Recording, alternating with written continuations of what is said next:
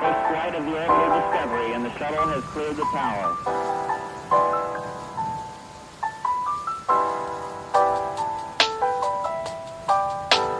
Discovery's core computers now have primary control of critical vehicle functions.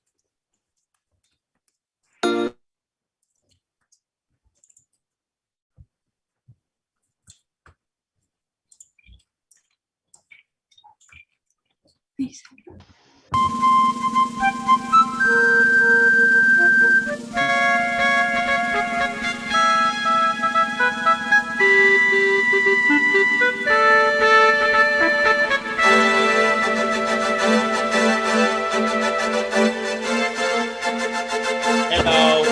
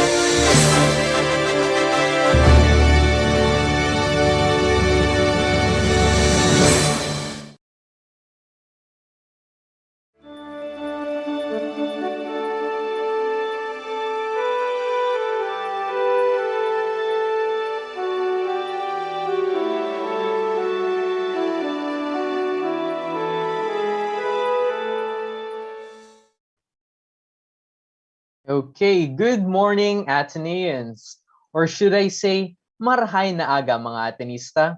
Thank you for joining us in today's workshop. My name is Jericho Guevara. You can call me Kuya Jico. And I am your host for this alternative class program entitled Magbikol Kita, Basic Bicol Language Workshop for Non-Bikolano Speakers.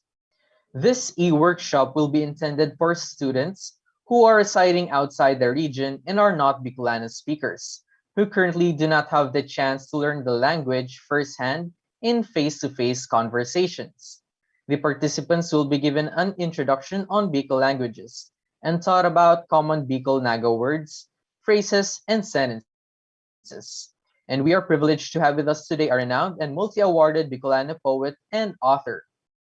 First things first, please be mindful of some online etiquettes.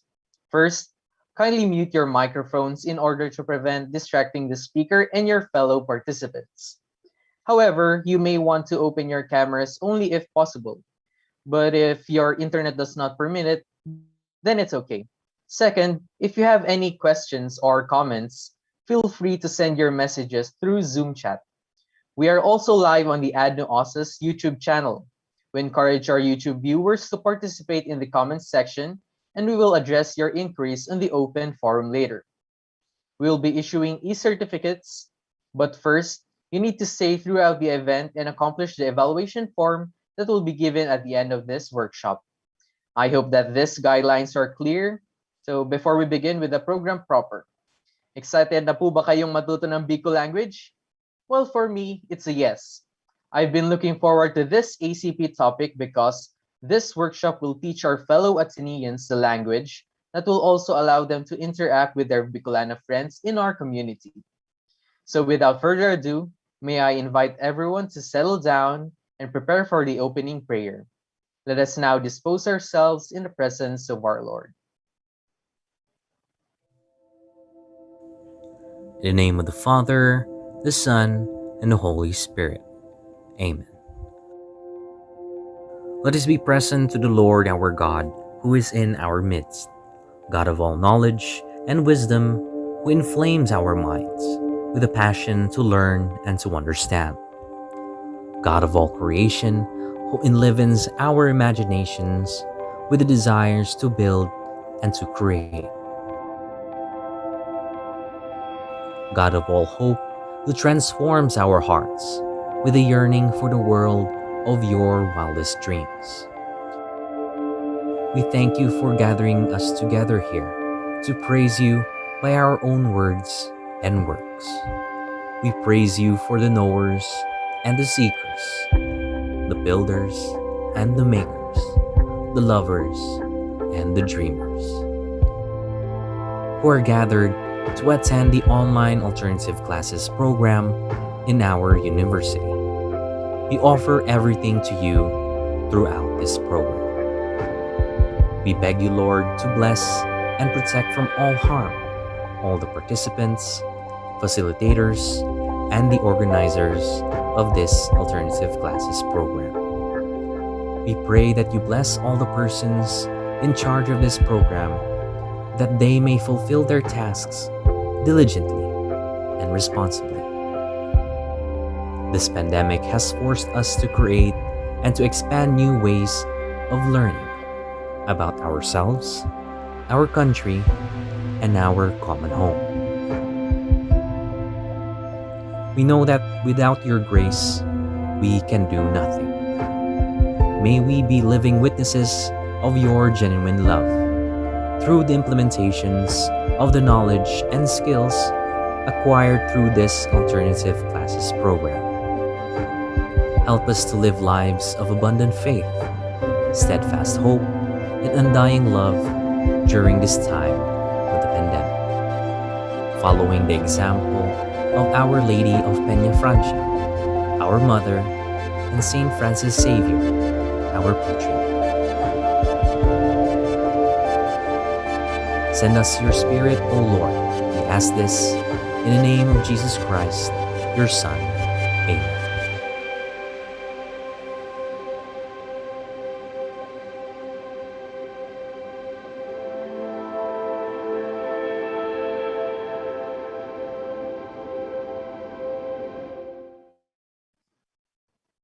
Thank you so much, Father Celerino Ignacio Reyes, SJ, for the prayer, and Jack Ivan Odal for the voice recording. What a great way to start the event.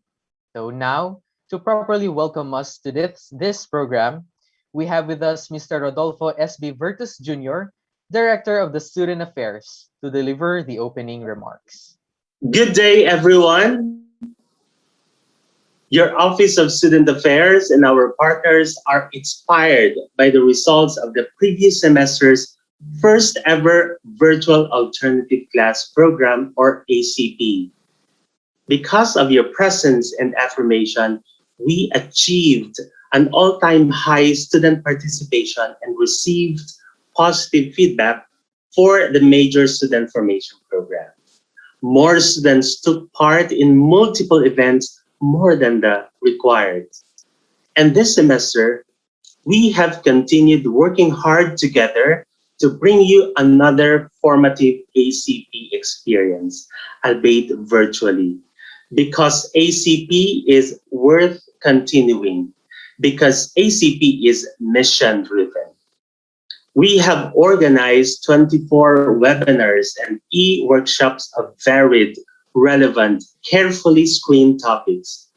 We have a lineup of excellent speakers who have the capacity not only to inform you of urgent and relevant issues, but also to inspire you to engage in these issues, as well as give you the necessary break from your usual academic routines. The ACP event shall hopefully be instrumental in delivering the pivotal message of the theme, Cannonballs, Firing Up Dreams, Courage, Action.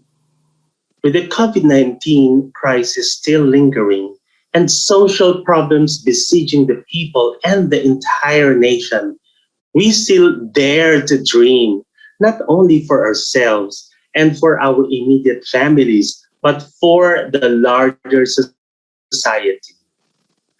This dreaming entails discernment toward the election of decisions, not only for our personal development, but for the common good, for that which brings us closer to God.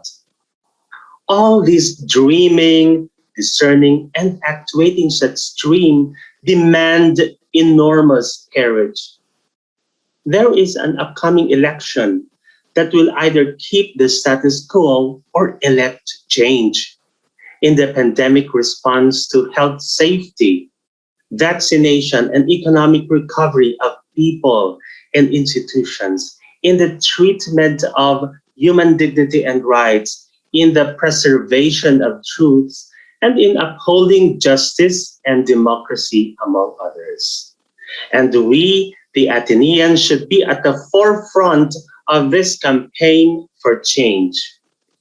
Now, may the ACP challenge all of us, especially you, our dear students, to dream and to do so collectively for the good of the country, to have courage and to draw strength from each other and, of course, the truth, and to commit to dream and realize it no matter how difficult it may be. At this point, I would like to acknowledge the resource speakers who said yes to our invitation. Maraming salamat po for your generosity in sharing your expertise and insights. My gratitude also goes to the Office of the President, Office of the Vice President for Higher Education, Office of Mission and Identity, College Formation Council, Formation and Student Support Offices, College Ignition Formation Program, and National Service Training Program, and to all the offering academic departments and the student volunteers for all your great contributions to the conceptualization, preparation, and the actual implementation of the ACP. And to all the students, welcome po sa inyong lahat to the ACP offerings that you have chosen to attend. Learn and enjoy, Ateneans. Diyos mabalos po sa Indogabos. Thank you so much, Sir Sonny, for that wonderful message. Before I present our speaker for today's workshop, let us first watch this video about the background of the alternative class program and the theme for this semester's ACP.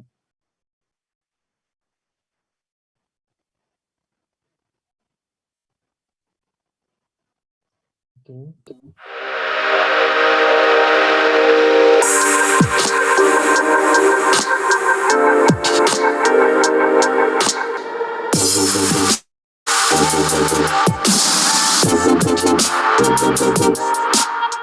Hello there, Ateneans.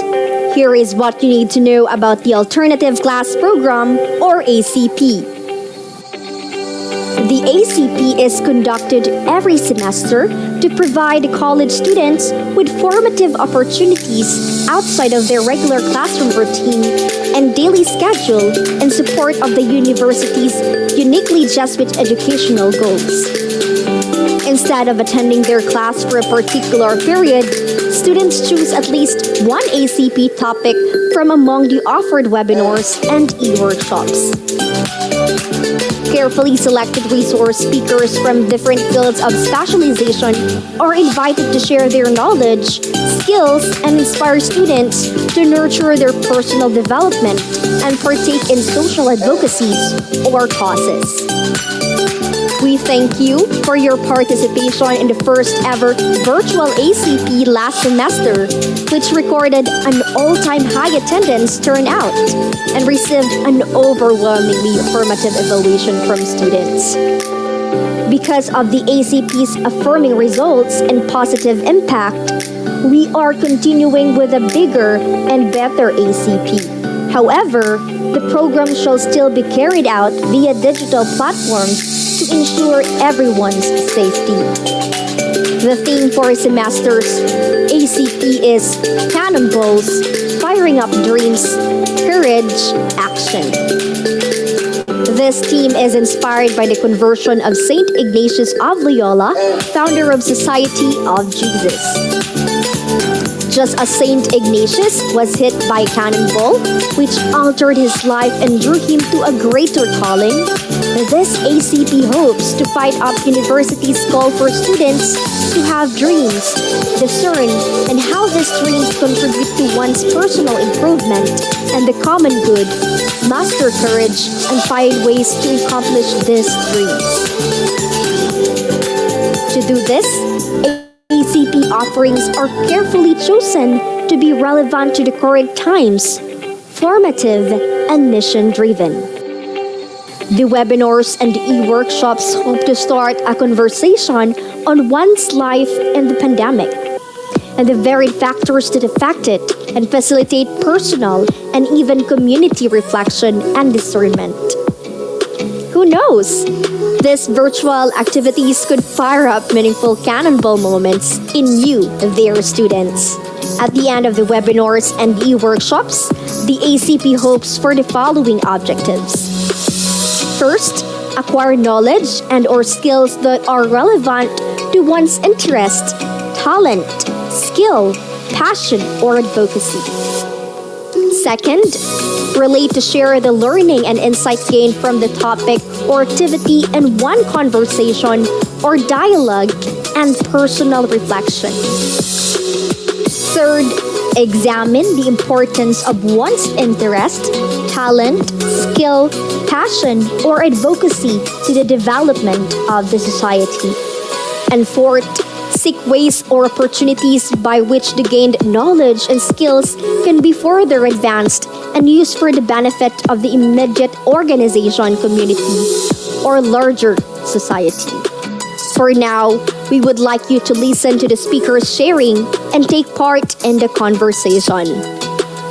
Dream, have courage, take action, and don't forget to learn and have fun while we experience ACP Ateneans.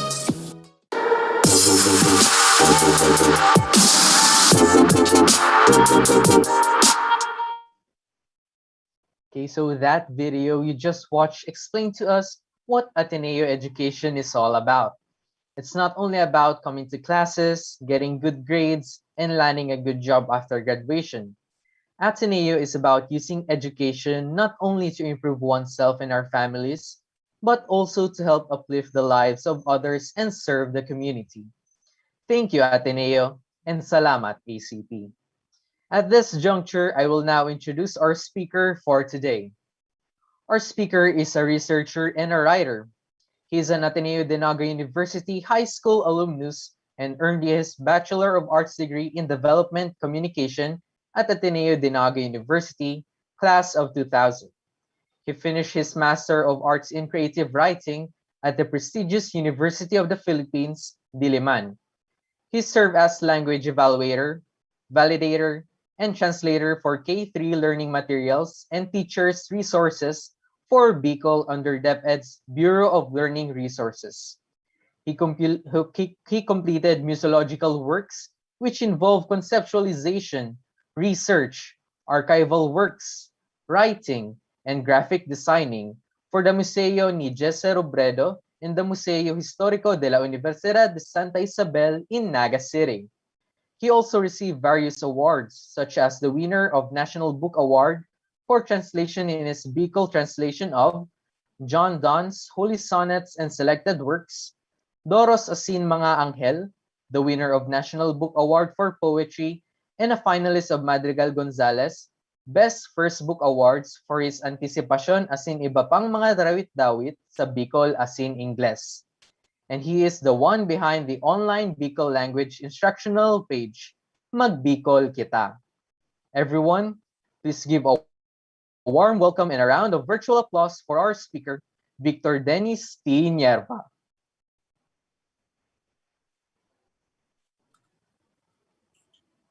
Hi, good morning.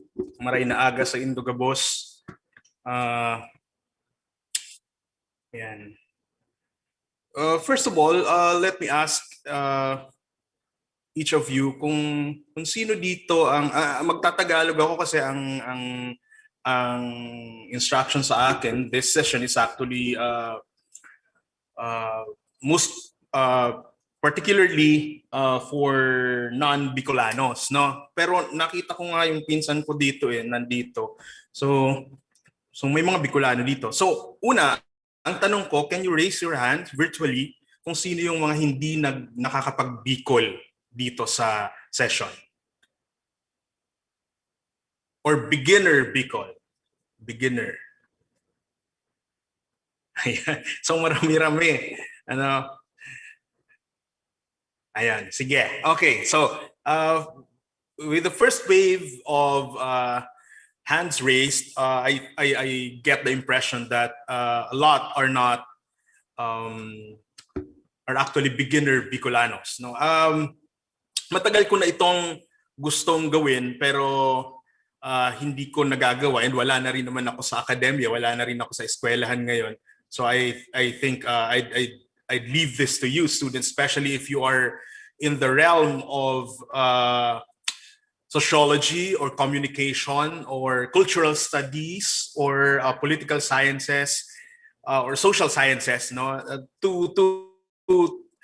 especially that Ateneo de Naga's feeder language groups, no, ibig sabihin yung mga language groups na pinanggagalingan ng mga estudyante ng Ateneo de Naga ay napakarami. Meron tayong Tagalog, meron tayong Visayan, Bisacol, no, those who are coming from Masbate and Sorsogon are speaking Bisacol. Those who are from Albay are speaking Miraya or Bicol Albay. In fact, those who are from Rinconada are not speaking Bicol Central, but Bicol Rinconada. And this provides us with a very diverse opportunity for language researches, no? So sana papaunahan ko kayo na sana mayroon ditong magka-interest, no, na halimbawa sa inyong mga boarding houses, pagkatapos nitong pandemya, tapos bumalik tayo sa mga boarding houses sa Naga, tapos magkakasama yung mga nanggagaling sa iba't ibang wika, pag-aralan natin paano ba tayo nag-uusap, no? Paano tayo nag-uusap? What's the dominant language that we use in our boarding houses where someone from Albay is there, someone from Masbate is there, someone from even the Samar areas, even the southern portion of Quezon are there. From Manila, no? So magkakasama tayo. This has been my interest when I was teaching, still teaching sa media studies noon, na ano kaya ang ginagamit na wika ng mga ito, no? Because this is very much related to what I'll be talking about this morning. In fact, marami tayong opportunities ngayong umaga at marami ring limitasyon dahil we are only given 1.5 hour, 1 hour na nga lang. So I'm gonna spend the first hour discussing to you what should be discussed initially as we explore the Bicol language. But the rest, I think mga 15 minutes, pwede namang mag-usap-usap tayo, no? Kung mayroon kayong mga katanungan, adi tanungin niyo ako, huwag kayong mahihiya, no? You just raise your hands. Okay, so I'm gonna share with you my screen so that we can start. Okay.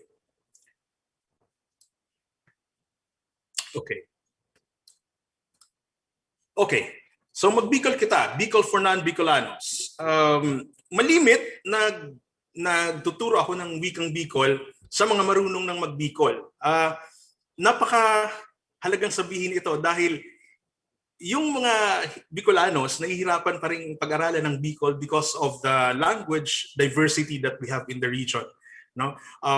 In Bicol, you just transfer from one place to another, from one town to another, the language changes.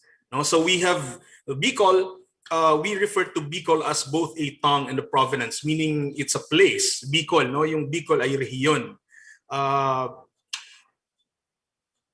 I think isa ang Bicol sa kakaunting rehiyon sa Pilipinas na may regional name. No, isang magandang halimbawang tingnan ito, no? Kasi pagka pumunta ka ng Region 4, Katagalugan o Southern Luzon, it's comprised of Quezon, of Laguna, of Batangas, Cavite, but there's no unifying name, di ba? But when you go to Region 5, it's Bicol. When you go to when you go to Eastern Visayas, it's Eastern Visayas, it's the Waray speaking region, but it's comprised of the Samar provinces and Biliran and Leyte, but there's no regional name. But here we call ourselves Bicol in both our place, for both our place and our languages. So if you notice, I use the word languages instead of language because Bicol is a macro language. Bicol is comprised of several languages, which until now there's researches have been made, but we are given conflicting numbers, conflicting figures. Minsan may sinasabi na 7 na language groups, minsan may sinasabing 13. If you research on Bicol,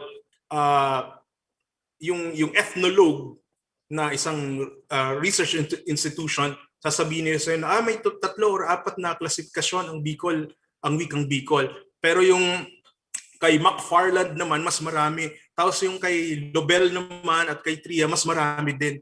So, wala talaga. Unless siguro ang hamon ay yung mga Bicolano saliksikin yung wikang Bicol at makita natin per barangay ano ba yung wika natin, nagbabago o hindi. No? If you go from Iriga to Buhi, for example, it's just around 5 kilometers between the two places. You transfer the boundary and the language changes. And it's really a language change, not just dialect, but a language. No? So, ang pwedeng sabihin ng iba, ang hirap naman ng rehiyon yun. No? Para sa akin, napakagandang oportunidad. Okay, so ganito, pinag-aaralan natin ang wikang Bicol sa umagang ito sa ganitong larangan, na hindi lang siya basta pag-aaral ng wika, pag-aaral din kasi siya ng kultura na nagsasalita ka ng Bicol sa isang rehiyon na napakaraming Bicols. No, in fact, Dr. Maria Lilia Realubit, the late researcher of Bicol culture and literary history, has called it Bicols. No? Okay. So, anong focus natin today? Ang focus natin today ay Bicol Central, no? Yung wika na sinasalita sa Naga City at mga karatig bayan, no? Why? Because for convenience. I am not saying that the Bicol Central is the de facto Bicol language because those from Albay and from other the other Bicol languages will debate us, no? Kasi de facto language ng simbahan ang Bicol at ano ang implikasyon nito? Napakaraming mayroong degree ang Central na alam ito ng lahat, na iunawaan ng lahat ng Bicolano somehow, because kahit saang pumuntang simbahan, kahit saang simbahan ka sa Bicol pumunta, ang misa ay nasa Bicol Central, no? Mapasaindoan kagurangnan, nasinsa sa iyong espiritu. So yan ang wika ng church. And I think this particular fact kind of preserved the Bicol language, but also changed it. And we will discuss it later why. Bicol Central is also widely used. Halos buong Camarines Sur ginagamit ito. Although mayroong Rinconada area ang Camarines Sur, pero ilang bayan lang siya compared to the around 30 towns na nagsasalita ng Bicol Central. No? Note that we are also studying Bicol language in Bicol Central. Like any other Filipino language, it belongs to the massive family called the Malayo-Polynesian languages. If you go to Malaysia or Indonesia, you will encounter words that are similar to the words that we speak in the Philippines, especially Bicol.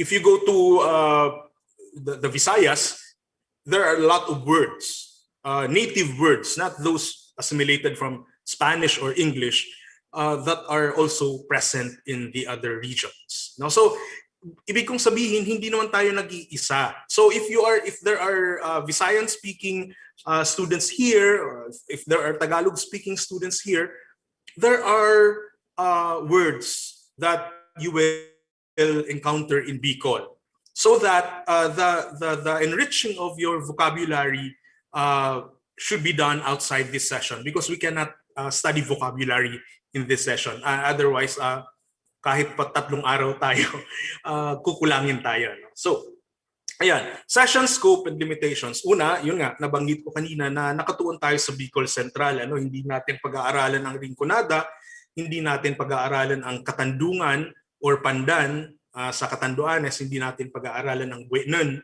or Miraya or Albay Bicol. Bicol Central tayo, primarily because this is the language of Naga City where we study in Ateneo de Naga. No? So, tapos limited tayo sa conversational Bicol. As I've said a while ago that the Bicol language, the Bicol Central being the de facto language of the church, the language of the mass in the whole region, has both preserved and changed the language. Kasi dahil dito, merong formal, de facto formal, wala naman talagang nagsasabi na formally or academically na may formal Bicol at mayroong conversational Bicol. Pero pag pumunta ka ng misa, iba yung wika. There's more prudence, there's more reverence kasi. Pero tayo, dahil usapan naman to, pang araw-araw na usapan, limitado tayo sa conversational Bicol o yung Bicol na ginagamit natin sa pang-araw-araw na pagkikipag-usap. No? Dahil mayroon lang naman tayong isa't kalahating oras, ay isang oras na rin lang naman, para sa session na ito, nakafocus tayo sa mga pandiwa at mga pang-uri, adjectives. I'm sorry, there's a typographic there. Focus on verbs and adjectives. There's also basic grammar and syntax, because I think that's the more important, and primary expressions, just like any other touristic video that you will encounter if you want to go elsewhere where language is different. And very importantly, this morning we'll not explore vocabulary because this is just very vast. Ang laki-laki ng bokabularyo para i-discuss natin sa araw na ito, sa umagang ito. Meron akong mungkahi sa gustong mag-aral ng bokabularyong Bicol, mayroong online dictionary. No? Si Malcolm Mintz, naka-publish ito sa Johns Hopkins University. You can just copy si Jericho siguro paki-copy nitong muse.jhu.edu/book/61273 so that we can share the link to our participants. No? You may just visit the site and download the Bicol dictionary, Bicol English dictionary there. Now this dictionary has an abridged version available at, I think, at the University Press in Ateneo de Naga, but the dictionary is voluminous. It has 2 volumes and it's very heavy para sa yung pang-araw-araw na babasahin. Ano? So yan, Bicol Central, limited tayo sa conversational Bicol, focus tayo sa mga pandiwa at pang-uri, naka-focus din tayo sa gramatika, pangunang gramatika at syntax, at mga pangunang ekspresyon. Hindi natin i-explore ang vocabulary. Okay. Yun. First things, nice kong ibahagi na Bicol is a very verb-oriented language. Its emphasis is on action rather than doer. No? Most statements are in active voice. Our use of I is not that of a verb, but rather an expression. So sa Bicol, hindi natin ginagamit ang pandiwang I katulad ng gamit nito sa Tagalog. For example, si Alex sa Tagalog, si Alex ay naglalaba. Walang I sa Bicol. Ang I sa Bicol ay ay nadapa ako. Ay, wag mong kunin yan. No? So naglalaba si Alex. Si Alex naglalaba. Hain nga si Alex. Naglalaba si Alex. Anong ginigibo? Naglalaba si Alex. Nagkakakan si Alex. Turog si Alex. Sa Filipino, may I, no? To indicate the action. Okay. Gets? Okay, so una, I. Walang I sa Bicol. Okay? So Bicol is a very verb-oriented word. Pag inuna mo ang doer sa sentence, that's an awkward sentence in Bicol. You imagine yourself talking to your friends on a rather bright day and casual way. Tapos sasabihin mo si Mara ay mapa-library. We don't do it. Hindi nga siya passive voice. It's grammatically correct, but it's awkward. It's awkward. Okay. Secondly, there are stark distinctions between oral and written Bicol. We are studying Bicol now at a time when napakaraming aklat na pinapublish taon-taon in the Bicol languages.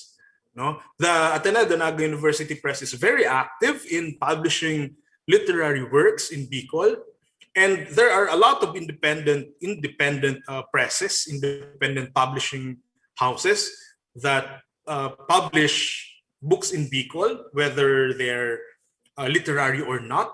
But halimbawa, mayroong cookbook in Bicol.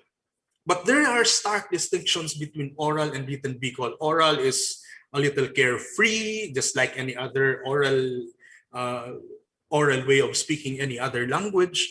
And written Bicol is a little more formal. And this is very much related to what I've said between, how the church preserved and changed the Bicol language. No? So pag nag-attend ka ng misa, subukan yung mag-attend ng misa in Bicol. Marami namang online mass.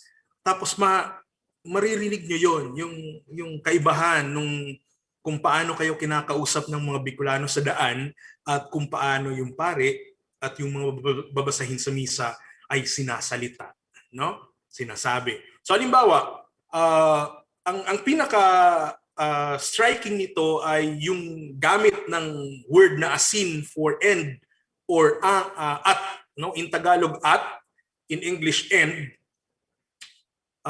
In written Bicol, in very formal Bicol, si Christine asin si Dayan. No? Si Christine asin si Dayan. Si Christine at si Dayan. Christine and Dayan. No? But in oral, we never use asin. Pag gumamit ka ng asin sa usapang araw-araw, baka tingnan ka ng mga kausap mo, saan ka galing? Di ba? Saan ka galing? Kasi hindi ginagamit ang asin sa ordinary conversations. May maliban siguro sa meetings, if it's a speech delivered by someone on stage or in front of people, then asin is used. But if it's ordinary conversation, we use saka. Si Christine saka si Dayan. No? The more difficult approach to learning Bicol. I've taught writing for Bicol audiences when I was teaching in college, and the most difficult thing to do when studying Bicol is to unlearn what we thought is the correct way. No? Halimbawa, yung gamit ng ba. Wala namang ba sa Bicol. Nahiling mo ba si nahiling mo ba si Robert? Online na ba si Jericho? Yeah, so we don't use ba. We just say it, online na si Jericho, no? So there's no ba. So in oral, we're more carefree. In written, we're more stern. No? Ayan. Okay, pronouns. These are very easy because kahit saan ka sa Pilipinas, halos pare-pareho naman ang mga pronouns natin. Ano? Yung mga panangli because sangli, pampalit, pamalit, panghalip, sa halip na pangalan, sa halip na let's say Raymond, gagamitin natin yung siya, no, niya. So ako, ang difference natin ay kita. Sa Tagalog, kita ay ikaw mula sa ako, mula sa akin, ano? Mahal kita. Nakita kita, no? Nakita ko ikaw.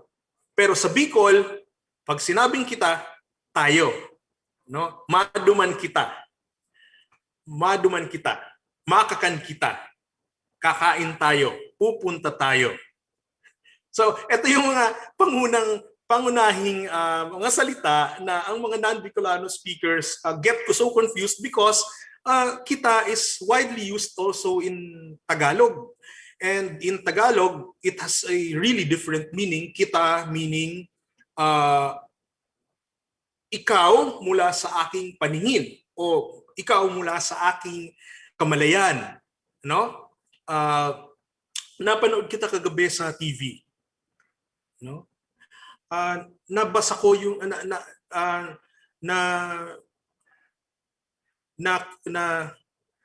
napansin kita na malungkot, no? So ako, ikaw mula sa akin. So that's the difference. That's the Tagalog. But in Bicol, kita is tayo, simple tayo. Maduman kita, makakan kita, mainom kita, makape kita. No?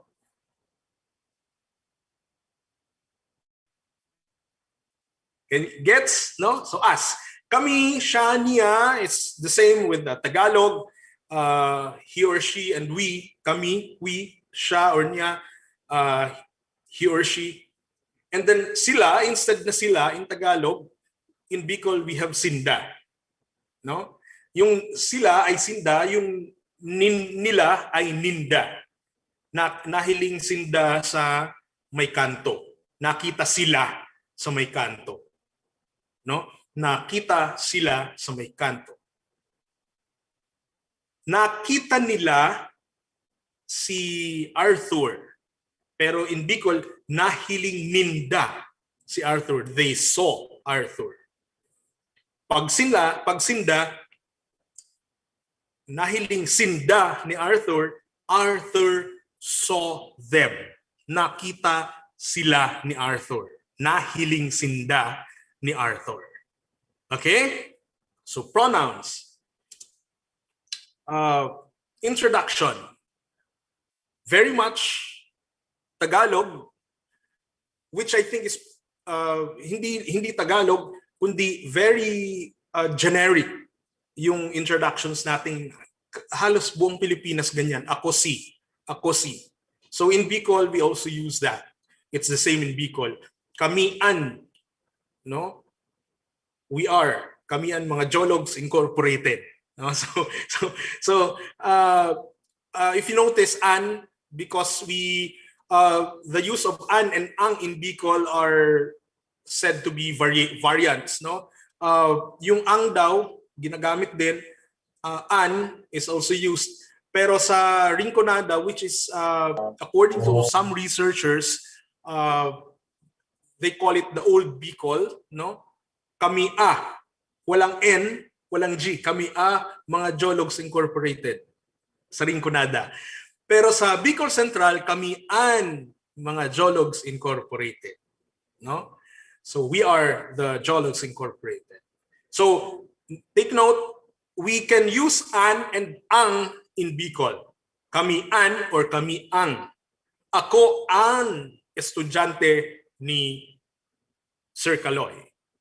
No? Ako ang nagkuha kan ballpen mo. Ako ang kumuha ng iyong ballpen. So, pwede ring an, pwede ring ang. No? But when we speak about I am, in Bicol, it's also ako si, just like in any other Filipino language. Okay. Similarly, siya si. She is, sindaan or sindaang, they are. So, napakadali nito yung mga introductory sa Bicol, no? Can you follow? Are you still there? If you're still there, can you just clap your hands virtually? Yay, thank you. Okay. People. How do we call people? Parang Filipino din, parang generic sa Filipino. Meron lang tayong mga variations, pero I'm sharing with you the most common. Ano? Halimbawa, father is also called nama, ina or inay, nanay, no? But you know, in contemporary times, nandyan na rin yung mama, mommy, daddy, no? And then tugang, siblings are called tugang. In fact, our very dear friends, sometimes we call them tugang, no? pagka malapit na malapit sa atin na matalik na kaibigan natin, minsan tinatawag nating tugang. Tugang is kapatid. No? Manoy is elder brother. It's from Hermano, from the Spanish Hermano. We also call our brothers kuya and ate naman. Napaka-generic naman ito, which is shared by Southeast Asian languages. No? In Achi, in Bahasa, there's also some related words. Manoy, manay are offshoot of the Spanish colonial influence. No? Manoy and manay, elder brother and elder sister. So our ates, we call them manay or manoy. Sometimes kahit sino basta nakatatanda, tinatawag nating manoy-manay. Minsan tricycle driver, manoy, dyan na lang ako sa tabi. No? Manoy, dyan na lang ako sa gilid. Or yung nagtitinda na paggalang, ginagamit natin as paggalang, reverence, as out of respect. Anyone who's elder, anyone who we do not know, we call them manoy or manay. Kahit yung guards, kahit yung anyone na nakikita natin along the way, tapos binibigyan natin ng pagpapahalaga, it's a way of showing respect. So if you go to Centro, for example, and meron kayong nakausap, manoy manay, ganyan. Parang ate, kuya sa kuya patulong naman, no? Yung mga ganyan, kahit hindi natin kilala. Okay. Our youngest sibling is called Nguhod, yun yung bunso. And our eldest, yung panganay, ay tinatawag na Matua. No? Nguhod and Matua. No? So Nguhod, yan yung bunso, at Matua, yung panganay. Ayan. So similarly, lolo, lola, tito, tita, pinsan. And then our barkada, we call them amigo, amiga, or friend, minsan. So napaka-generic naman nitong mga to. So why am I sharing you this? Because these are the laws. These are the usual. So sometimes we deviate from this, but we always go back to this these words and these phrases. Okay. So let's go to the nouns, no? Yun, lalaki. Ay, bakit may hindi mali, may mali dito.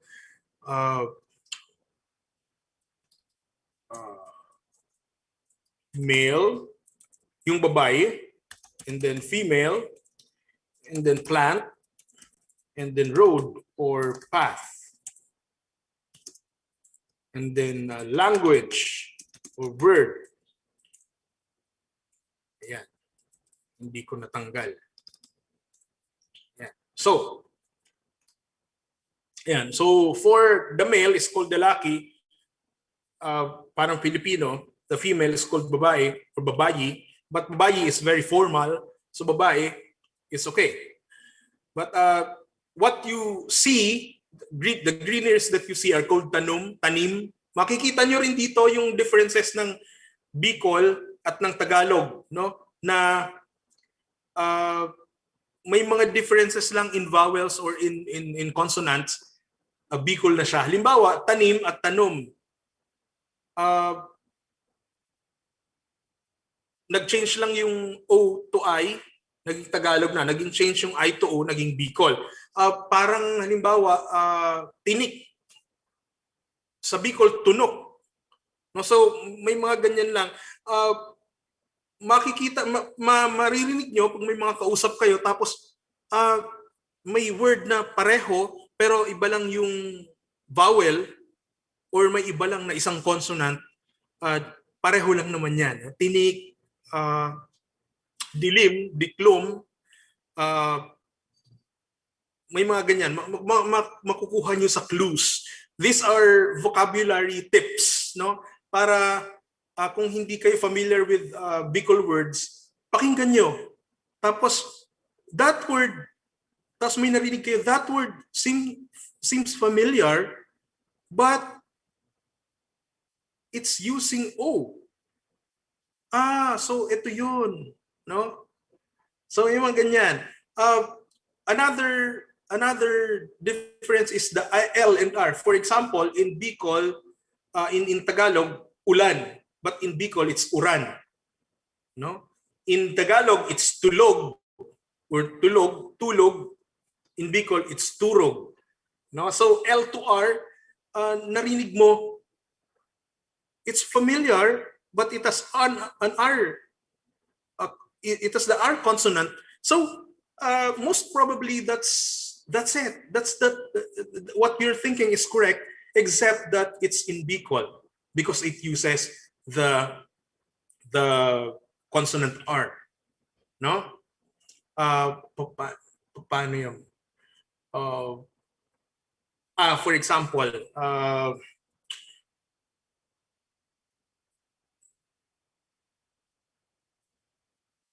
uran, turog. Halimbawa, ngipin. In Bicol, ngipon. No? Ngipin, ngipon. No? So, ang daming pareho lang naman, may naiba lang na isang tunog, isang letter, isang phoneme, no? So na change lang, no? Yan. So napakarami natin yan sa Bicol, no? In fact, if you go to other parts of Bicol, for example, in Rinconada, it's also some words change also. For example, in Catanduanes, they have instead of uran or ulan in Tagalog, uran in Bicol Central, in Catanduanes it's oran, no, which is a little more difficult to pronounce, oran, no, and they're still looking for the letter to represent it. They're still debating on whether what symbol will they use para dun. Okay.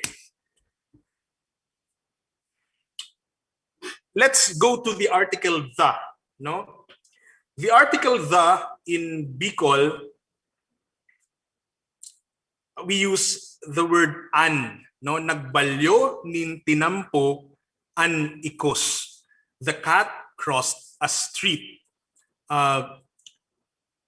Tumawid, ang pusa ay tumawid ng daan.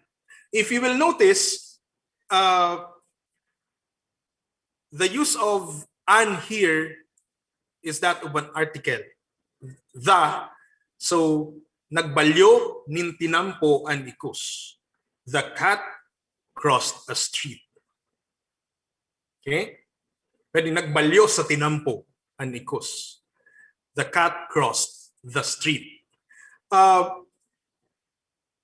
The cat crossed a street. If you will notice, I used a. The cat crossed a street. But it can pwede ring the cat crossed the street kung nakita mo. Kung nakita mo yung pusa na tumawid, hence you were there as a witness. So pwede mong sabihin na ang pusa ay tumawid sa daan, tumawid sa kalsada. So, magkakaroon ka ng dalawang the. Pero bakit yung isa, hindi an yung gamit? Nagbalyo an tinampo an ikos. No, hindi, no, di ba? Kasi yung the in Bicol, ang dami-dami niyang equivalent and we will discuss it further. Basta ito, ang pinaka-importanteng tatandaan natin is that of an article. Determiner, the woman, ang babae, the man, ang lalaki, the mountain, ang bukid, ang bisikleta, the bicycle, no? Ang computer shop, ang bantay, ang cellphone, the cellphone, no? Can you follow? I hope you can. Okay. So from the complex use of an in Bicol, from the complex translation of the in Bicol. Here is a more complex usages. No? Sa Tagalog kasi, isa lang ito, nang. Ang nin and kan are both nang in Tagalog. But here, let us first discuss nin functioning as an article. Okay. So, pag sinabing pasubli man nin ballpen, pahiram ng ballpen, may I borrow a ballpen, ang fact is that you haven't seen the person with a ballpen. You are just assuming na mayroon siyang ballpen. Pasubli man nin ballpen. Pahiram naman ng ballpen. So iniisip mo na mayroon siyang ballpen. Na I hope na intindihan ninyo, no? Yung nin gagamitin natin pasubli man nin ballpen kung ang assumption, kung iniisip mo lang, nagbabaka sakali ka lang na mayroong ballpen siya, mayroon siyang ballpen, pero hindi ka sigurado. Kaya mayroon siyang ballpen. Pero kung yung ballpen ay nasa tenga niya or nandito, no? Ang gagamitin natin ay ito muna. Can ballpen. Nakikita mo, ayan, pahiram naman niyang ballpen mo. Can I borrow your ballpen? Pasubli man kan ballpen. Hawak-hawak ko yung ballpen na nakikita ko. So, halimbawa, yung kaklase mo, pahiram naman ng aklat sa calculus. Pasubli man yung libro sa calculus. You are not so sure about whether may libro siya sa calculus or wala. Pero kung gagamitin mo yung can, pasubli man kan libro mo sa calculus, it's more probably because katabi mo siya at may hawak-hawak siyang or alam mo na may dala-dala siyang libro sa calculus. So that's when you use the can, no? Balikan natin tong nin. Yung nin naman, nagpa-function ng as preposition. Kanina ang gamit natin ay of, no? Ay the. Yung nin as the, as an article. Ngayon naman ay preposition of. Aki nin abogado, anak ng abogado, child of a lawyer, no? If you'll notice the English, child of a lawyer, it's very general. Child of a teacher, child of a manager, child of a banker, child of a farmer, no? Wife of a farmer, the husband of a supervisor, no? So hindi klarado kung sino, basta alam mo lang na abogado siya, alam mo lang na magsasaka siya, alam mo lang na guro. So that's when you use nin, aki nin, abogado, anak ng abogado. But that's the preposition, ano? But pag ang gamit ng can ay article, aki kan abogado, dahil kilala mo yung abogado. Dahil knowledgeable ka, alam mo yung pangalan niya. No? You know the person personally, or you know facts about those person. So kan sarong aldaw function V, no? Pag bumalik tayo dito sa wait. Ay, bumalik tayo. Yun, ayan. Pag bumalik tayo dito, magiging child of the lawyer because the lawyer is happened to be your neighbor, si Attorney Reyes. Siya yung anak ni Attorney Reyes, anak ng abogado. He's the child of the lawyer. Aki siya kan abogado. No? This is can functioning as an article. Can you follow? If you can follow, then raise your hand. So I know it's a little difficult, but these are very essential. Lessons that we have to learn, because the Bicol language is undergoing changes, and I think we have to go back to these facts, because otherwise the meanings of these words will change permanently. No, so there is complexity in the use of nin and kan, because both nin and kan function as an article sometimes and as preposition sometimes. So minsan an kan, the, like the other day, kan sarong aldaw, noong isang araw, no? Pero minsan an kan is also an article. It's also a preposition. Pasubli man kan ballpen mo. Can I borrow your ballpen? No? Okay? So, basic questions. Paano ang magtanong? Ano yung 5 wives and 1 husband in Bicol? Who, where, when, why, what, and how? No? So, ito. Si Isay, who, sain, where, kasuarin or nuarin. There's a difference between kasuarin and nuarin. Kasuarin, kung past na siya. Kasuarin ka nagkakan. No? Kailan ka kumain. Dito, sa Tagalog naman, ang nangyayari dito, ang nag-change ay yung tense nung verb. Di ba? Sa Bicol, nag-change na nga yung tense nung verb, nag-change pa yung inquiry. No? Kasuarin ka, nag-enroll. Tapos ka na kasing mag-enroll. Sa Tagalog, kailan ka nag-enroll? So, kailan nag-enroll? Yung nag-enroll ang nag-change. Right? Pero sa Bicol, pag tinanong ka, kailan ka e-enroll, kailan ka mag-e-enroll, ang tanong ay nuarin ka mag-e-enroll. Kailan ka mag-e-enroll? So, pag tinanong ka, in Tagalog, pareho kailan. Pero nag-change lang yung verb. Sa Bicol, nag-change both the inquiry and then the verb. No? And then why is taano?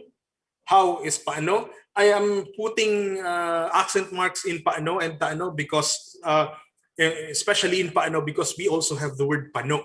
No? So paano, when you encounter this word paano with a diacritical mark over a, it means that's the inquiry. That's an inquiry, not pano is full, no, puno, no? And then ano and arin, alin at ano, pareho lang naman sa Tagalog, yan yung what. Okay? Okay. Ayun, nabanggit ko ito kanina. Anong notes on questions? We don't use the Tagalog ba in Bicol. Mali yung italics ko. Dapat nasa ba, wala sa in. So anong ginigibong mo?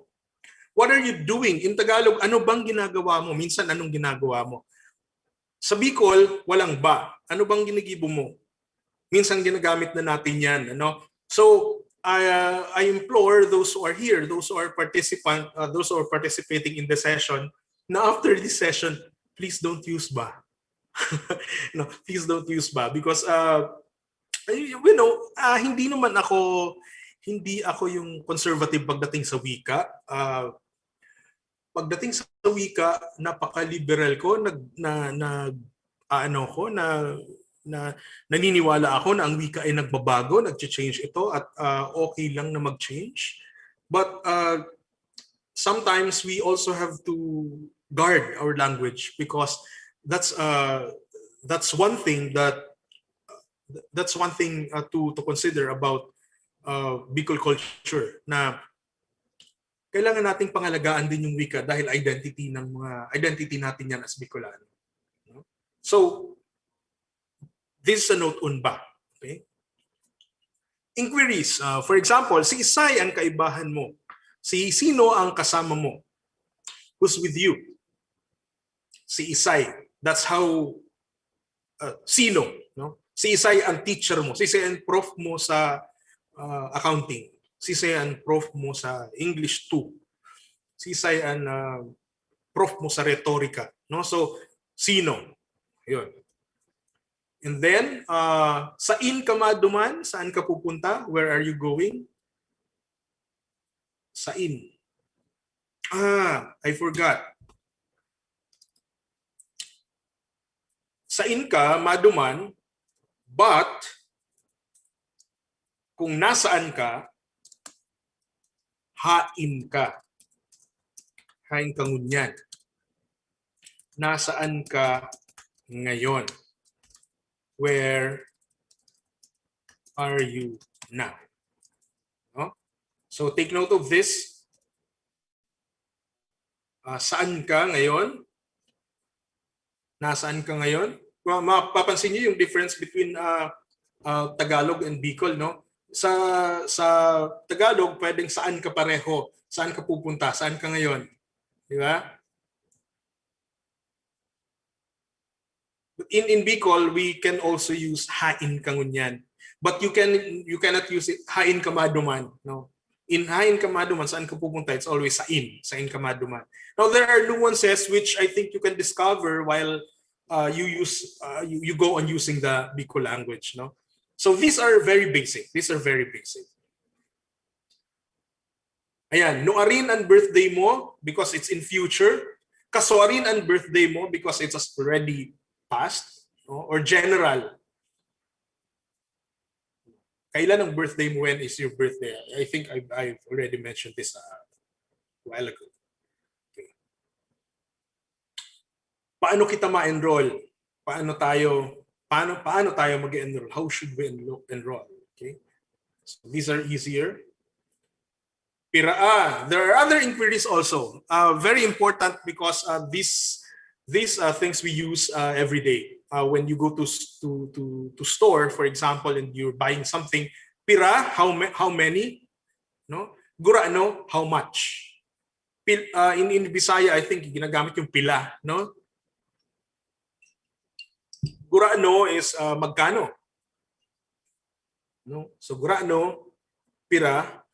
But if you're a Tagalog speaking person, tapos marinig mo yung pira at gurano, I think you have a context clue by way of sound, di ba? So here, how are we going to use them? How are we going to use these words? Pira kamong masakay. Ilan kayong sasakay? How many are going to ride? No? So pira kamong masakay. Gurano po ang pamasahe? Gurano mano yan pamasahe? Magkano ang pamasahe? So how much is the fare? So gurano and pira. Ayan, quantities. How do we count in Bicol? No, quantities. In Bicol, numbers are expressed in Bicol numerics. May numerics yung Bicol, no. So, but monetary values are often expressed in the Spanish language, no. Yung gurano ngayon, a 5, because we nasanay tayo, no. Kahit naman sa Tagalog may ganyan pa rin, no. 10, 20, no. Kasi naman, pag sinabi mo 20 piso, 20 piso, 6 syllables pa. Pero pag magkano yun? 20, 20, no? 2 syllables lang. So it's out of convenience, I think, and out of nakasanayan. So in Bicol, numbers are expressed in Bicol numerics, but monetary values are often expressed in Spanish. Paano to? 0, 2, 3, 4, 5, 6, 7, 8, 10. So halos pareho tayo ng iba pang wikang Filipino. 1, 2, 3, 4, 5, 6, 7, 8, 10. For example, 6, no? Kung makita niyo yung 6 naging 6 lang, 10, 10. Because in strictly speaking, Bicol, pulo is 10. Sarong pulo, 10, parang 10, ikapo, po is tens. No? So 20 in Tagalog, 2 po. So 2 times 10. So sa Bicol, pulo, 10, 20. Pero we don't use these numerics in day-to-day conversations. That's a kinda anachronistic. Mayroong merong archaic Bicol, no? Ito yung Bicol na sinasabing luma. Ayaw ko tong hindi ako masyadong naggagagamit ng luma na kasi yan. Because relatively, our way with language, the Bicol language especially, is just relatively new. Hindi kailan naman tayo nag-discuss ng Bicol, bibihira, di ba? Kailan naman natin ipinag-aralan yung Bicol? Wala. Unless siguro naka-enroll ka sa media studies tapos may subject kang writing for Bicol audiences. Pero otherwise, wala. Hindi pinag-aaralan ang wikang Bicol. Pero ngayon, para ma-differentiate lang, 10, yung Spanish numbers are widely used after the number 10. So, 0, 2, 3, 4, 5, 6, 7, 8, 10, 11, 12, 13, 14, 15, 16, 17, 18, 19, 20, 21, 22, hanggang sanggatos, no? Hanggang shen. Minsan nga, ginagamit natin yung Spanish pa. Pero sa 99, tapos sanggatos. Sanggatos is Bicol again, no? Because gatos is 100. No? Ribo naman pag thousands. 1,000, 2,000, 2,000, 5,000. Although ginagamit natin pag thousand usually is mil, no? 1,000, 2,000, 3,000. Magkano yan? 3,000. No? And conversationally, we usually use the English one. 3,500, 3,500, magkano yan? 2,500. No? Pero if just to orient ourselves with how we count in Bicol, the counting is done from 1 to 10. The counting is done in the Bicol numerics, but after 10, we usually use the Spanish numbers. 11, 12, 13, 14. But in money matters, usually ginagamit natin ay Espanyol. And or if you go to SM, English. 100 pesos. Okay. Directions. May mga nakakalito din dito. No?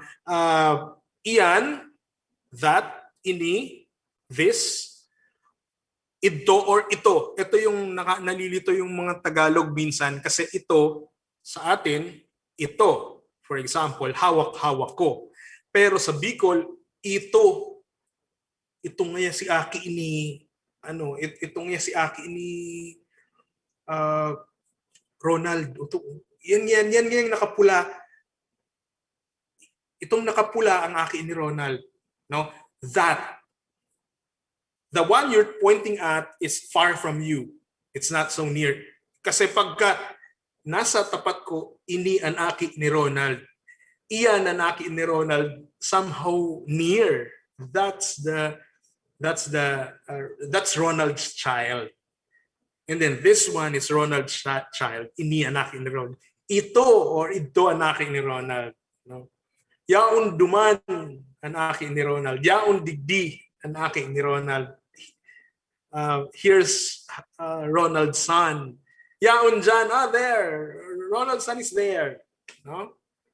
And then here's Aki ni Ronald. Here's Nathan. Uya si Nathan. Uni si Nathan. Uyan si Nathan. Uto si Nathan. Malayo. No? So uto, ito,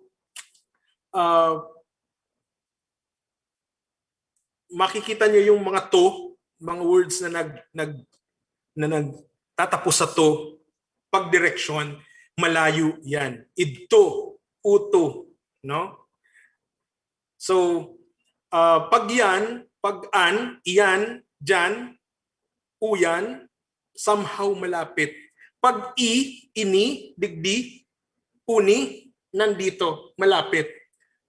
So, mayroong degree. No? Pag mga i, ini, digdi, uni, near. Pag yan, pag-an, dyan, iyan, middle. Pag to, malayo. Can you follow? Okay. So, anong naalala ko dito? Naalala ko dito yung isang research na ang pinakamaliit na meaning, unit of meaning in Bicol is not the root word but root sound. No? So later, madidiscover nyo as you explore the Bicol languages that, halimbawa, yung mga salitang nagsisimula sa ngi are related to the oral cavity, ngipon, ngimot, ngirit, nguya, ngata, ngalangala, ngaragnag, di ba? So, mga related sa bibig. Okay, let's go to the verb. There are only two remaining parts of speech that we are going to discuss because these are the more important. Verb tenses are determined by distinct affixes.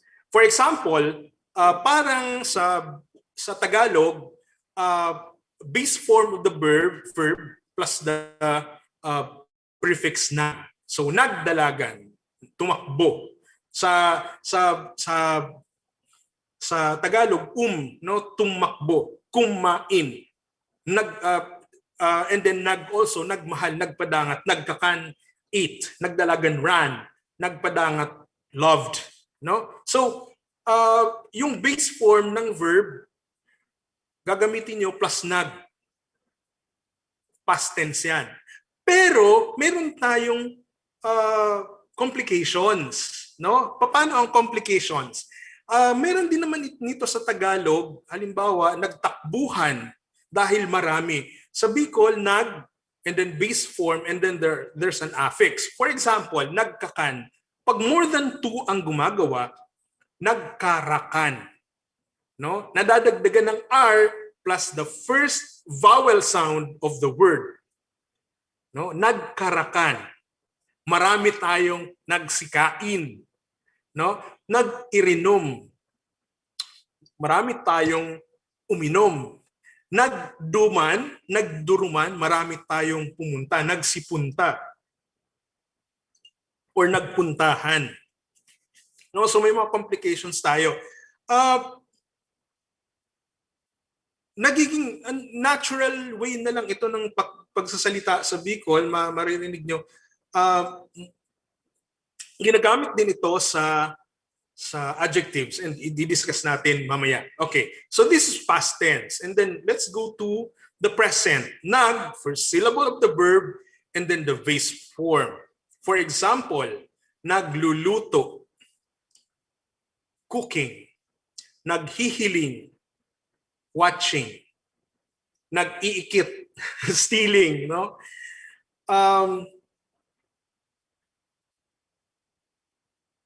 Ito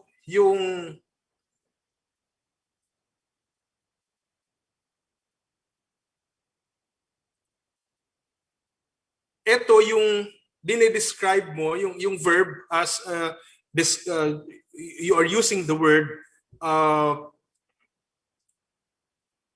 you are using the verb tapos very in general terms, no, the general present tense, kasi iba din kung yung cooking na linuluto, no, o hinihiling o iniikit, no. So mayroon pang nuances na ganoon, pero generally present tense ang luto ay nagluluto. We add nag, we repeat the first syllable of the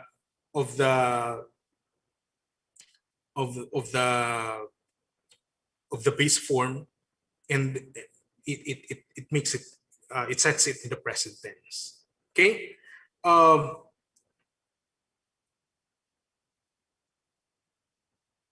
Pero mayroon ding complication. Present tense, when quantified, no, nag plus the first syllable of the verb and then the affixed base word. Nagruruluto, no? Makikita nyo na yung cooking, instead na nagluluto, nagiging nagruruluto. Verbs starting from the letter L, ginagamitan siya ng R sound, no? Naglalaba, nagraralaba. Nagririlimpya, limpya is linis. nagre-relinig. So pagka ang salita ay nagsisimula sa letter L, R ang ginagamit. Tapos yung first verb din ng base word, no? Nagluluto. And then hiling, for example, ayan, iba naman to. Naghihiriling. So hindi siya inuulit lang, pero dinadagdagan din siya ng affix na ri sa loob. Naghihiriling, watching. Pag marami kayo, more than two. Nag-iirikit pag more than two din yung nagnanakaw, no? May ri, inuulit yung unang syllable ng base form, and then dinadagdagan ng affix na ri sa gitna. No? So that's how verbs are complicated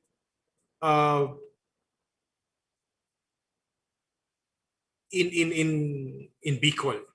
No? Okay. Paano naman yung future tense?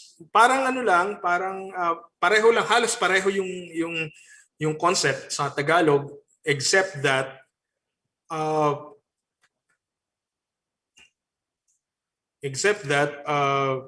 magdadagdag ka lang ng ma, no? Sa Tagalog kasi yung gamit, tapos uulitin mo yung first syllable, magtitinda, mag-aaral, matutulog, no? Sa Bicol, yung base form dadagdagan mo lang ng ma.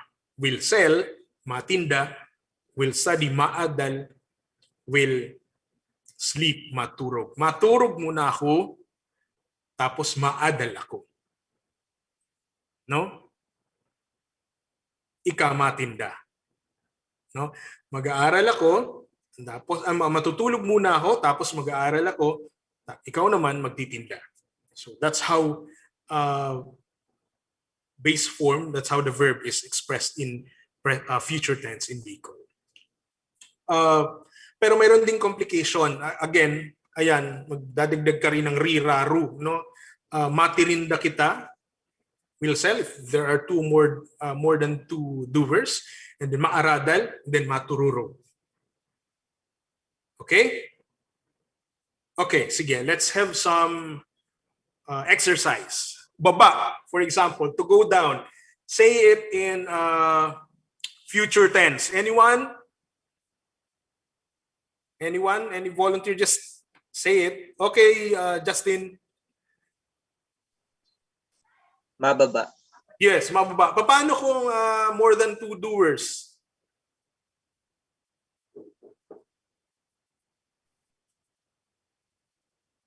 Paano kung more than two doers? Okay, AJ.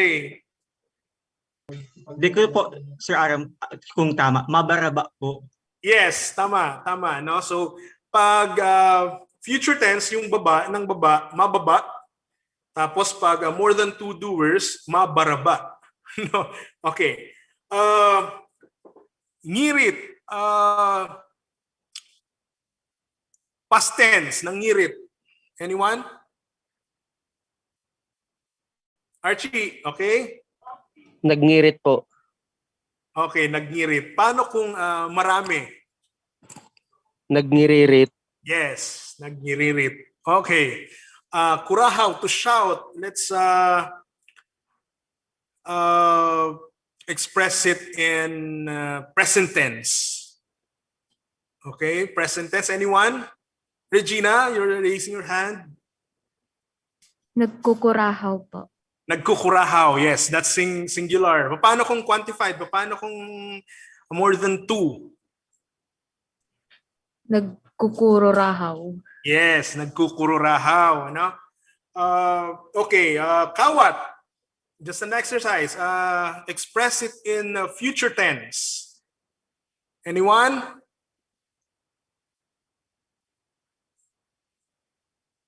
Okay, John Edward. Makawat po. Makawat, okay? Pag quantify, more than two doers. Makarawat. Yes, makarawat. You know, so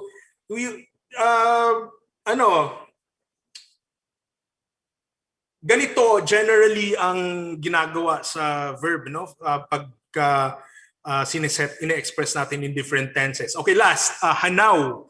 Hanaw is to wash your hands and or feet. In Bicol, we have a very particular, this is a very particular word, a dedicated word meaning washing of hands and or feet. No, mahanaw nin kamot, mahanaw nin bitis. Hindi natin hinahanawan ang ating ulo, ang ating mukha. Ang hanaw ay sa paa or sa kamay lang. No? So hugas ang ulo, ang buhok, ang katawan, pero yung hanaw ay kamay at paa. So that's a point for vocabulary. Okay, how are we going to express hanaw in past tense? Anyone?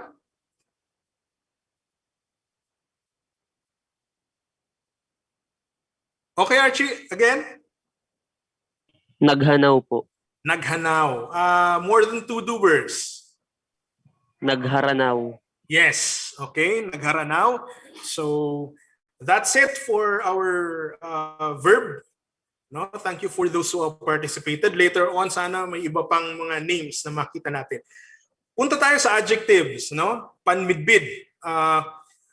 Adjectives are those who are words we use to describe a noun or pronoun or another adjective or a verb. Okay. So, Bicol adjectives are usually nouns with prefix ma.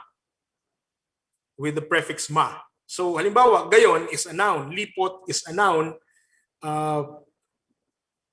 Coldness or the temperature. Or bata is a noun. Stink.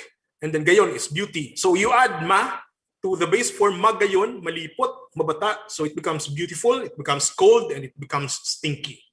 So, ayun. But, again, there are complications. Parang kanina, pag marami, inuulit natin yung simulang syllable. Magagayon, pag marami sila. Malilipot. Hindi lang pag marami, kaya lang pag halimbawa, yung lugar, malilipot, yung katawan, malilipot.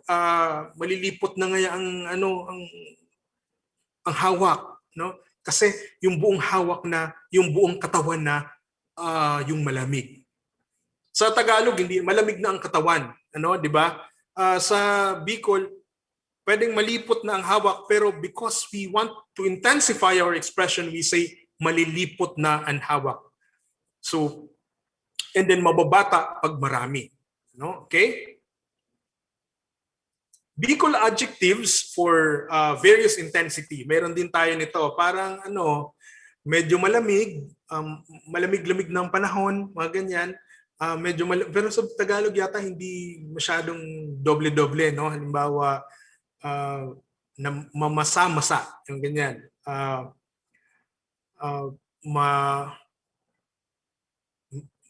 Maliwanag, medyo maliwanag, no? Nagliliwanag na. Actually, it's expressed in verb pag Tagalog, no? Namamasa. So it's a verb. It's not an adjective. Na lumiliwanag, dumidilim, madilim-dilim na, pero bihira natin gamitin yun. But in Bicol, we use it all the time. Yung somehow degree, meaning common, and then somehow, and then there's intense. Yung somehow, we use the prefix ma plus the base form is repeated. Okay, so halimbawa, somehow beautiful, magayon-gayon. Halimbawa, magayon-gayon yan, aki ni Rosa. No? So, hindi ko alam kung paano to express sa Tagalog. No? The daughter's Rosa is pretty. No? Simply pretty. So, magayon-gayon.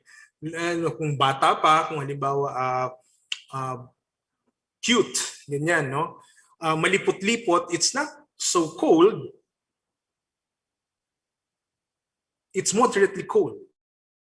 Malipot-lipot. Mabata-bata. Ayan, naalala ko yung nanay ko, no? Pag may nakaligtaan sa loob ng ref na karne, tapos hindi na iluto, no? Nasa freezer na Hindi na iluto agad. Tapos, iluto nyo, luto na nindo yan, karnita mo, bata-bata na. Or itapon na. Itapon, wag nang lutuin. Itapon na, mo bata-bata na. It's already starting to smell. No? So, mabata-bata na. Magayon-gayon, malipot-lipot, mabata-bata. If you notice, the magayon-gayon, the first gayon is spelled with U. And the last gayon is spelled with O. Lipot is the same. Malipot-lipot. No? Because the characteristic of Malayo-Polynesian languages, yung lahat ng vowels, lahat ng O and I vowels, O and E vowels sa loob ng salita ay hard vowels, but the last vowels is a soft vowel. So halimbawa,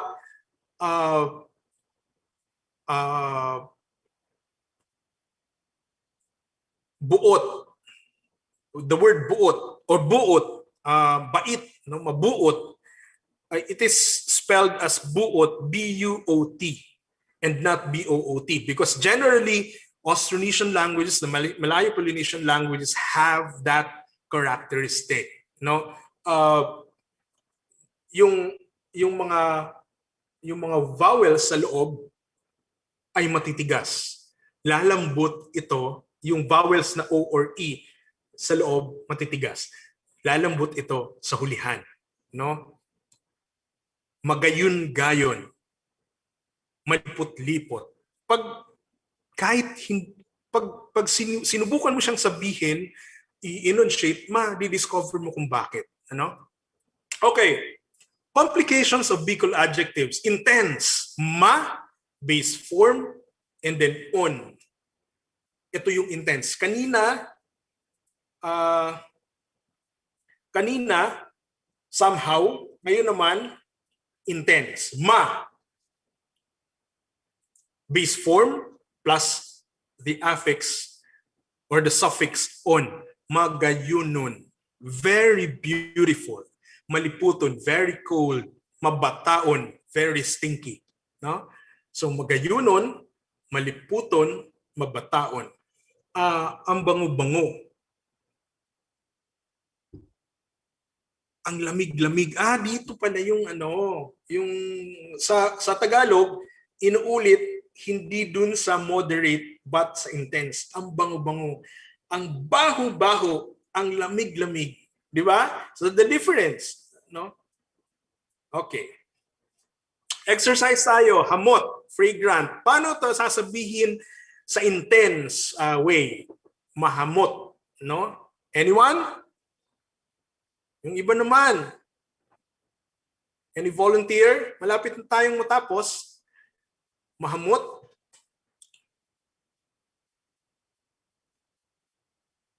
Any volunteer? Sinong pwedeng mag-express? Okay, James. I know James. Mahamuton. Mahamuton. Okay. Luya. More than two. Paano pag more than two?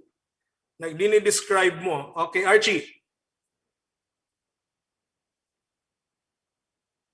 Maluluyahon.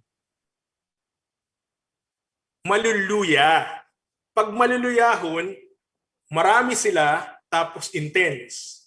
Maluluyahon man kang magdaralagan, daog lugod kita. No? Ang hihina niyong magtumakbo, kaya talo tayo. No? Pero kung ang hihina niyong tumakbo, ang hina-hina niyong tumakbo, yun yung intense. Pero kung ang hina niyong tumakbo, maluluya kamong magdalagan. Okay, tagas, hard. How do you use this? How do you express this in intense setting? Amethyst. Sige. Matagason po. Matagason, yes. Intense, ito, ribok. Yung klase, maingay, sobrang ingay. Intense and more than two. Anyone? Mariribukan po, sir. Okay, Veronica? Mariribukon po. Yes, mariribukon. Okay, more than two, madiklom, maraming bahay, madilim. Paano i-express ito? Anyone? Diklom.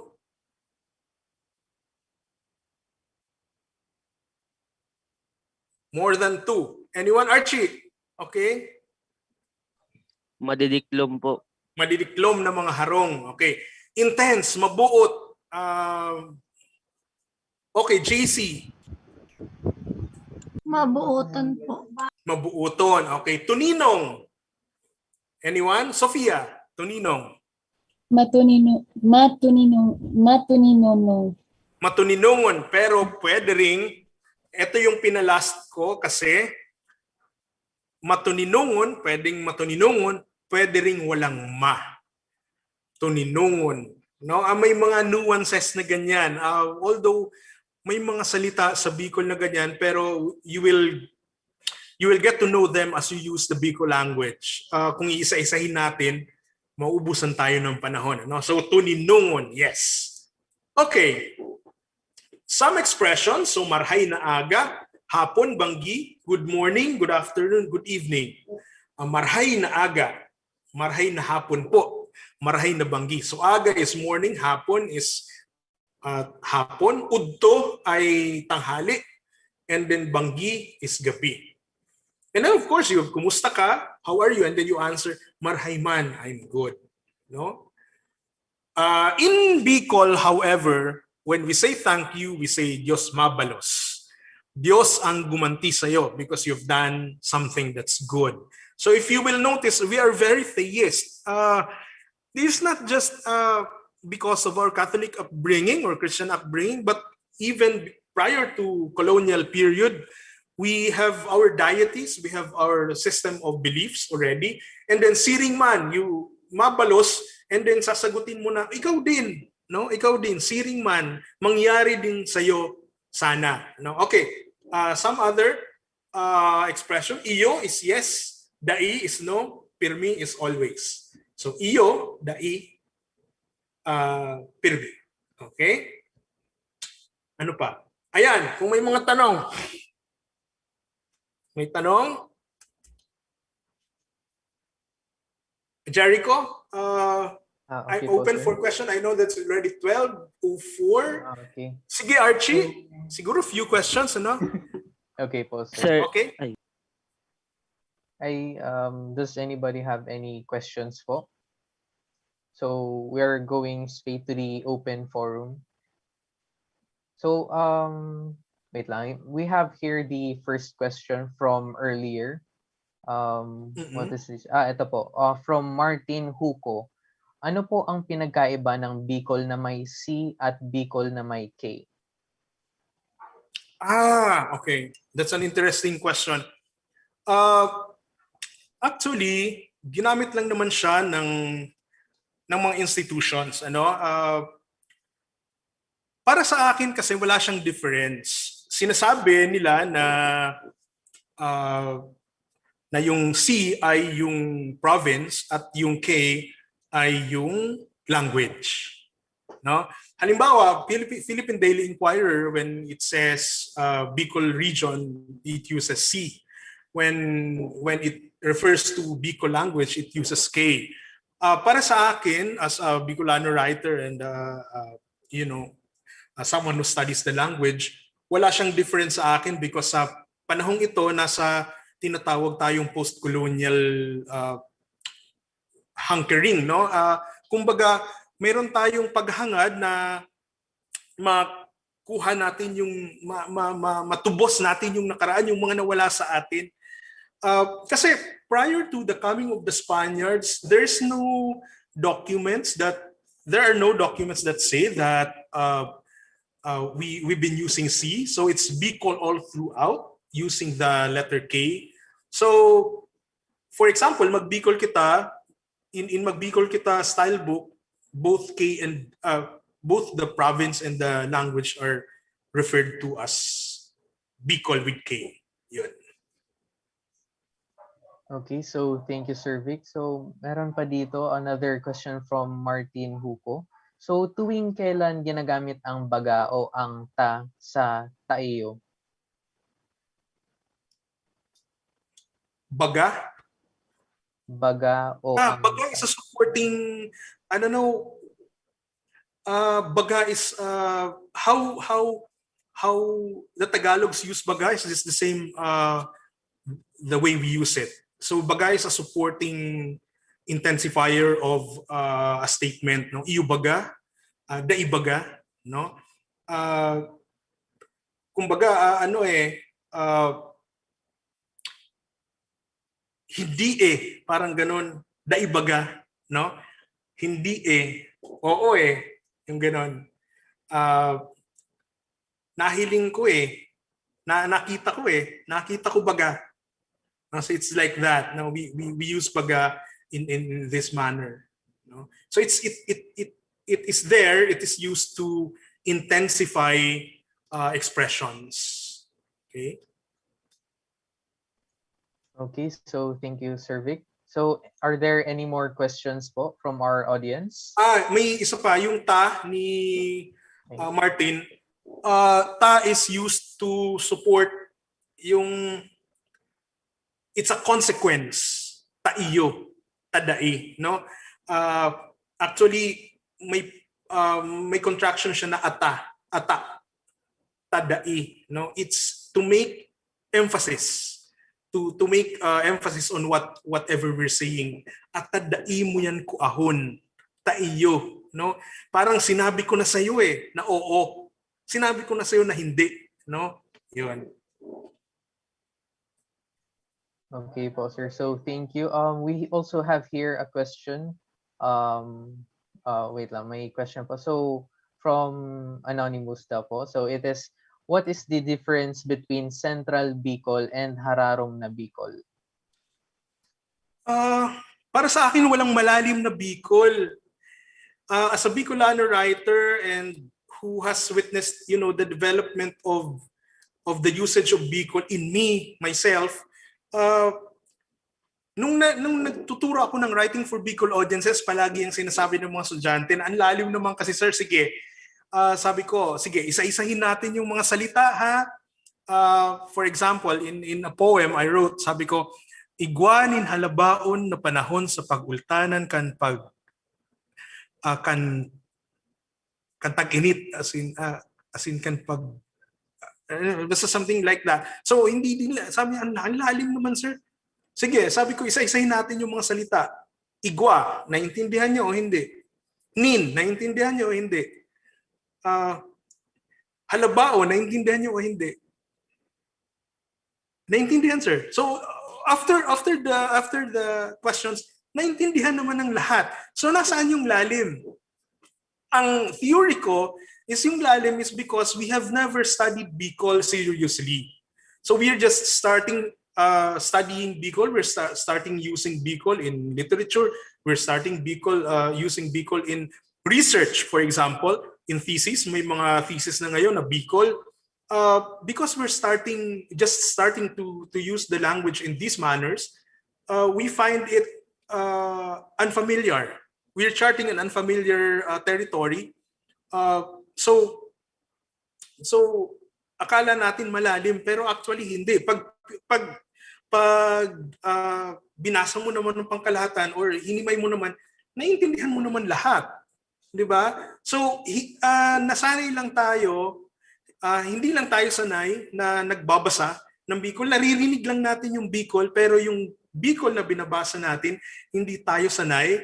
Kaya akala natin malalim, akala natin pangmatanda, no? yung ganyan, ano? Ito yung binabaka, ito yung sinasalubong ng Bicol music, no? Bicolano composers, for example, whenever they compose songs, laging sinasabi ng mga nakikinig, lalo na yung mga bata pa, na ay pangmatanda, no? Bakit pangmatanda? Kasi hindi tayo nasanay, or nasanay tayo na ang Bicol songs na pinapakinggan natin ay mga kundiman lang, no? Ay yung mga noon pang panahon. Pero yung sensibility ng panahon ngayon, kakantahin natin yung kasalukuyan.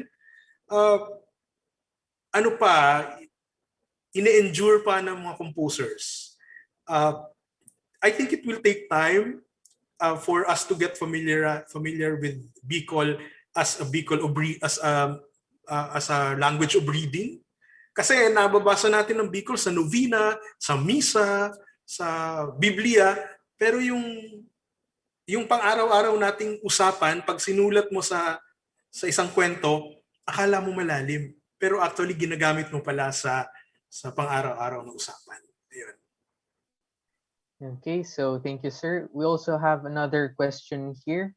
Ayan, nakalagay dito, na-observe ko po na sa Bicol, parang per bayan, almost iba ang language, such as Bicol Naga or Bicol Iriga. Same lang po ba yung paggamit ng mga na-discuss na rules? Hindi. That's why I explicitly shared with you at the beginning of the session that we are focusing on Bicol Central.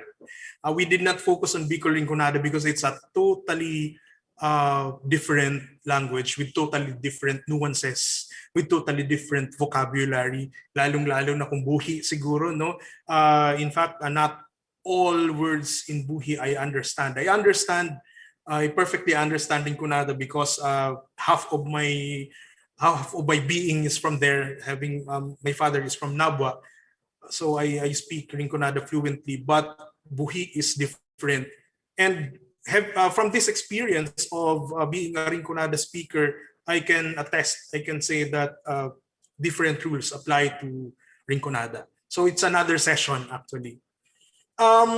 Interestingly, makikita nyo ang interesting na katotohanan ng komplikasyon ng wika natin pag pumunta kayo ng Camarines Norte, no? Sa Camarines Norte, may mga bayan na ang vocabulary ay Tagalog pero ang grammar ay Bicol. Nagtarakbuhan, no? Nagkarain, no? So yung kung paano nagmo-morph yung verb or yung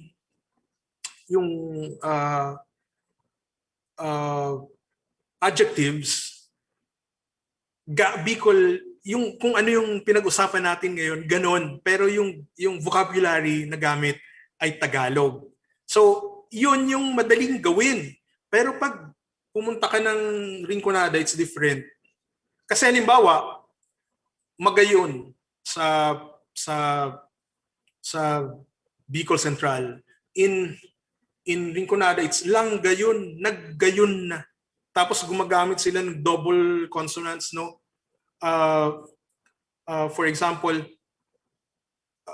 in verbs, for example, nagduman, no? Dinuman, double N siya, no? So magkaiba siya. It's totally different language. Okay, so thank you, Sir Vic, and thank you, Teresa, for that question. And here's another question from Archie. Accepted po ba, sir, ang pagdagdag ng word na amang once na intense? Amang o abang? Archie, I think you can clarify your question. Paano? I mean, if you say it, amang,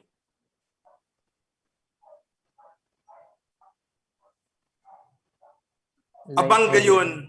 Oh, yeah. Yung abang gayon is intensifier din. Abang gayon. Although yun nga if we are considering yung oral, conversational, we don't usually use it. Abang gayon man kaining aking ini, no? It is a dated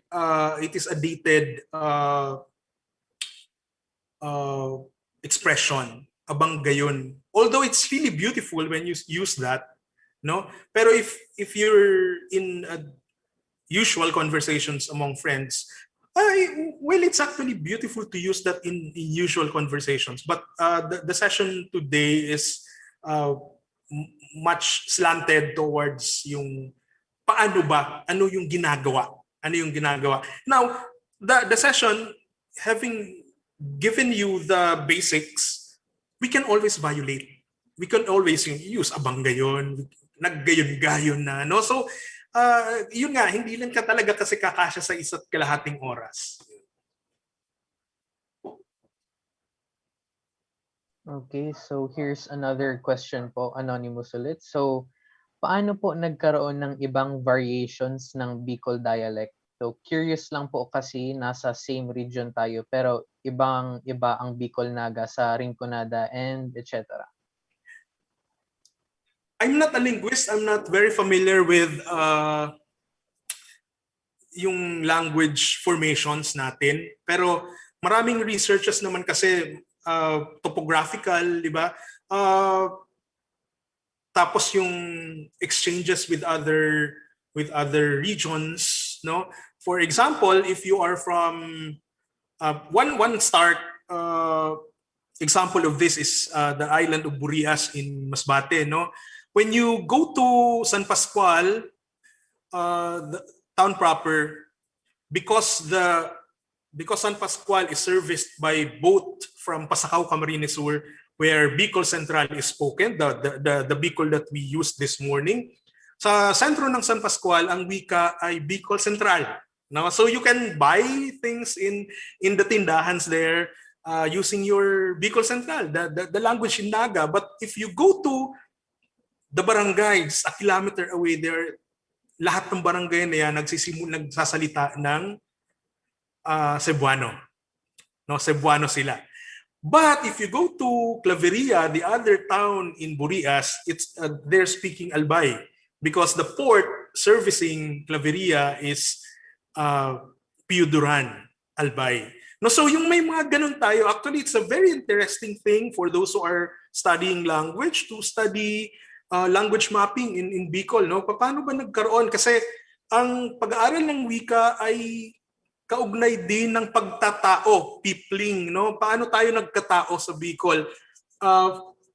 Yung tingnan nyo, yung example ng Camarines Norte, malapit sila sa north, malapit sila sa Quezon. So Quezon is a Tagalog speaking province. So yung katabi mo, Tagalog din. In fact, may hometown Lupi, Camarines Sur, in some barangays may mga Tagalog speaking kasi may maraming mga dayong Batanggenyo sa Bicol, sa Lupi, sila yung mga nagsaka ng mga lupain. So maraming Tagalog, ano? Marami ring taga Nabwa sa Lupi, so marami ring Rinconada, may mga Rinconada din. Marami ring taga Albay na tumatakas sa pagputok ng mayon. So may Albayano rin, ano? In fact, what they say about the Buhi language is that the ancient Buenans are from Albay actually, fleeing the wrath of Mayon volcano. So nagsettle sila doon pero isa ding bunganga ng bulkan because Mount Iriga is also a volcano and the Lake Buhi is actually a crater, no? But they settled there and formed their own language. So maraming factors yung languages, topography, nasaan ba ito? Nasa bundok ba ito? Nasa kapatagan ba ito? Nasa tabing dagat ba ito? Kung nasa tabing dagat, more likely nagkakaroon sila ng exchanges with other cultures. No? Kung nasa bundok ito, ano yung mga nandun? Di ba halimbawa, for example, sa example na lang ng Philippines, wala naman tayong word for snow because we don't have snow in the Philippines. Di ba? So may mga ganyan tayong nuances when it comes to language na hindi naman basta napoporma yung wika, no? Napoporma ito through time, through influences. In fact, ang Bicol language ang sobrang daming na-assimilate na Spanish language, na Spanish word sa atin, di ba? And for example, we use importante over mahalaga. Bihira tayong gumamit ng mahalaga yan sa akin. Sinasabi natin, importante yan sa akin. Di ba? Yun. Okay, so thank you so much po, sir. I think there are no more questions. Meron pa ba? So if ever wala na, okay. So thank you so much to our speaker, Sir Vic, for teaching us basic Bicolano language. I am actually happy with all the talk that Sir Vic had presented to us because even I, as a Bicolano, have a hard time understanding the language since we don't actually study the Bicol language before, like what Sir said, kasi it is more on experiential learning. Kaya may times na nahihirapan din ako mag-intindi ng ibang Bicol words since more on Tagalog or English kami sa household namin. So again, I would like to send here the link for the online Bicol dictionary that was provided by Sir Vic. Ayan. Okay. So I hope that our participants enjoy the session and gain something as much as I did. Masakit sa enot, pero sabi nga ni Ninda sa Ingles, practice makes perfect. I just wish we had more time and hope that we can continue learning Bicolano language after this workshop. So thank you to everyone who participated in the open forum. So we have now come to the closing part of our program for today. I would like to extend my deepest gratitude to Sir Vic for sharing with us your knowledge and time for this ACP workshop. Everyone who is part of this event surely learned valuable information about the Bicol language that they can utilize in the future. To show our gratitude to our resource speaker for accepting our invitation, we would like to present this certificate of appreciation. So let me read the citation. Ateneo de Naga University Office of Student Affairs, in cooperation with the Office of Mission and Identity, presents this certificate of appreciation to Victor Dennis T. Nierva, in grateful recognition of his expertise and service as resource speaker in the alternative class program activity, Magbikol Kita, Basic Bicol Language Workshop for Non-Bikolano Speakers, held on October 21, 2021. Given this 21st of October 2021 at the Ateneo de Naga University, City of Naga, Philippines. Signed by Rodolfo S.B. Virtus Jr., Director of Student Affairs, Janet B. Badong Badilla, Executive Director for Mission and Identity, Dr. Alfredo C. Fabay, Vice President for Higher Education, and Father Roberto E. N. Rivera, S.J., University President. Okay, so thank you so much again for being part of this event, which would not be possible without you. To our participants of this ACP workshop, please do not forget to fill out the evaluation form to receive your e-certificates.